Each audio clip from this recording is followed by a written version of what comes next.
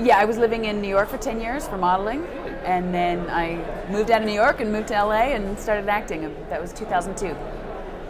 Did you know when you signed on to the new series Battlestar Galactica how big this was going to be? No, I don't think you ever do. I mean, there's so many shows that fail, you know, that obviously I knew that we had a great cast and crew and everything like that, and we felt we were doing something special when we shot the miniseries. But you never know.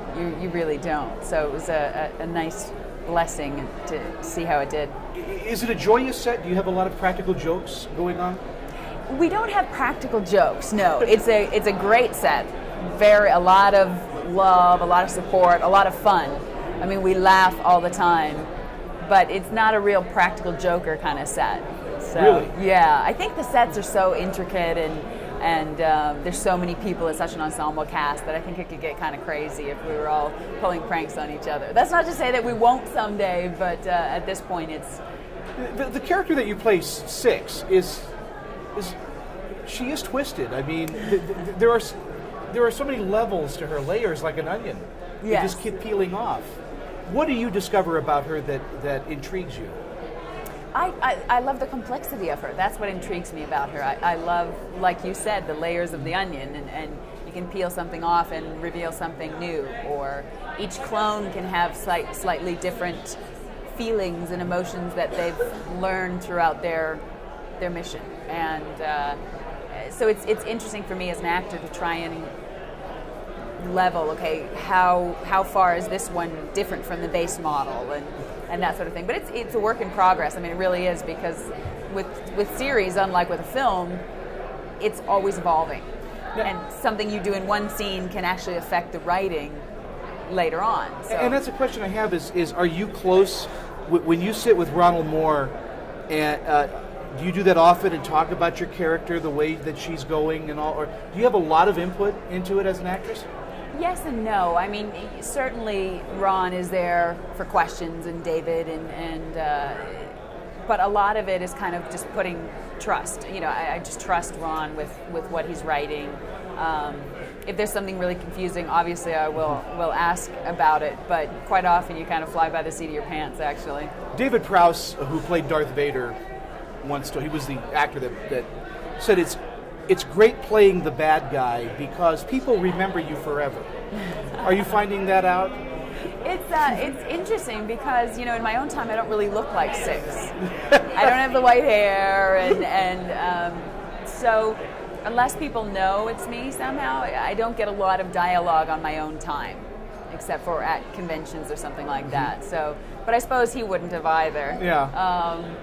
It's fun to play a villain. It certainly is, and if it's a good villain, character-wise, then people certainly do remember them. Yeah. Now tell me about the movies that are coming out, because you've got 3. Yes. I just discovered from you that there are not just 2, there are 3. Yes. So I don't know if you know the release dates, but I think... I don't know yet. I mean, they're all still in post-production. So I shot a film called Spiral with Amber Tamblyn and David Joel Moore. Sure. Yeah. Small independent, kind of psychological... a little thriller? It was a little thriller, more kind of the good girl meets something else. I don't know. I mean, not a thriller as in, you know, people chasing each other and that kind of thing, but definitely a twist. And the other 2 films? The Green Chain, which is a Canadian film actually about the BC logging industry. It's kind of a documentary style. You're losing a lot of forests up there. Yes. I mean, they say Vancouver is getting so large now that they're losing all their forests. I was just talking to Richard Dean Anderson about that about 3 months ago, that when they started filming their series, there was this huge forest, and now it's down to almost nothing. Yeah, well, there's definitely a lot of forest there left, but it's a big political issue up there, obviously. So this addresses some of that? It does, and it kind of addresses it from everybody's viewpoint. It's not one-sided. It's really it's just a series of monologues, maybe 10 to 15 monologues from the logger's point of view, from the activist point of view, from the executive, from the waitress in town, everything. And your final film? Yes, there's a film called The Genius Club with Paula J. Parker from Hustle and Flow and Stephen Baldwin, another ensemble cast piece, kind of about the state of the world right now. Wow. Yeah. Are you going to do a pie-in-your-face slapstick comedy? Would you like to? I would love to, yeah, if it was a good script. Definitely looking to expand out of the dramatic world sometime and go into some comedy and silliness and fun, definitely. I appreciate you taking your time and talking with us today. Thank you you so much. Catch Tricia on Battlestar Galactica on the Sci-Fi Channel.